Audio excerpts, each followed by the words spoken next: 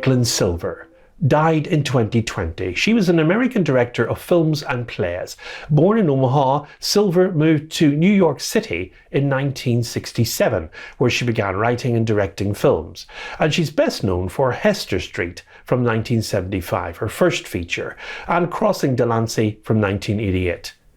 Silver's first feature film as a director, Hester Street, 1975, was based on a short story by Abraham Cahan and produced by Midwest Films, a company Silver founded with her husband, and it was produced on the relatively small budget of just $320,000. The New York Times later called Midwest one of the most successful mom-and-pop operations in the film business. Now, the follow-up for that was Behind the Lines in 1977, and this was well heralded at the Berlin International Film Festival.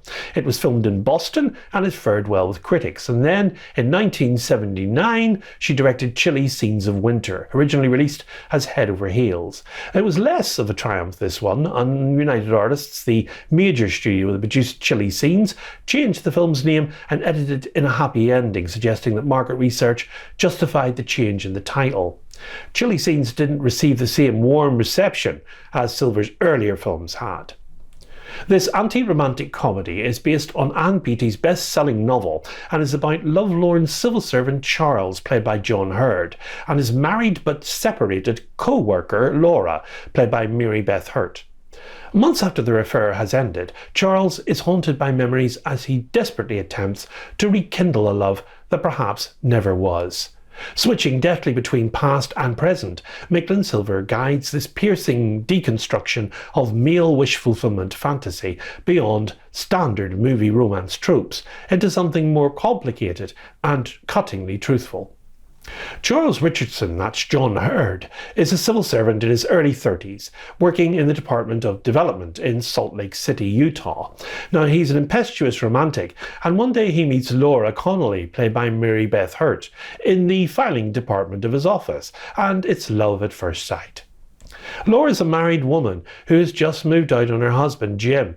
Charles gathers his courage and asks her out, and soon she moves in with him and seems happy, but starts having second thoughts. According to Laura, he loves her too much. Now, the cast in the film consists of John Hurd as Charles, Mary Beth Hurt as Laura, Peter Riegert as Sam, Kenneth McMillan as Pete, Gloria Graham as Clara, Nora Heflin as Betty, Jerry Harden as Patterson, Tara Nutter as Susan, Mark Metcalf as Jim, and Griffin Dunn as Mark. Producer Mark Metcalf says that United Artists, which financed the picture, offered to double the movie's $2.5 million budget to $5 million if John Hurd was replaced by one of these three actors. That's John Ritter, Robin Williams or Treat Williams. Metcalf and his fellow producers Griffin Dunn and Amy Robinson had always intended Hurd to play the lead and turned down their offer. Metcalf also said that Meryl Streep agreed to play the role of Laura, but only if Sam Waterston was cast as Charles. Now, the producers, who didn't have a casting director at the time and cast the picture themselves, along with the director, Joan Micklin Silver, cast Mary Beth Hurt instead, since Streep would not act opposite John Hurd. Parts of the film were shot in Salt Lake City in Utah, and according to the director, the producers would have filmed the movie in Albany in New York, but the local movie union's demands were really economically prohibitive. Now, Ann Beattie, the author, who loved Silver's script, gave the producers an option for her book with the proviso that they give her a bit part in the movie. And indeed, she was paid $26 for appearing as a waitress in a dinner scene. Now, the features on the disc are a new restored 4K digital transfer with uncompressed mono soundtrack, a new programme featuring the producers Griffin Dunn, Mark Metcalf and Amy Robinson, documentary from 1983 by Katja Raganelli about director Joan Micklin Silver, excerpts from a 2005 Directors Guild of America interview with Micklin Silver, the original ending for the film, cut by Micklin Silver for its re-release in 1982. There's a trailer for the movie and a written essay by the scholar Shoni Endelo. And we have new cover art by Mark Aspinall.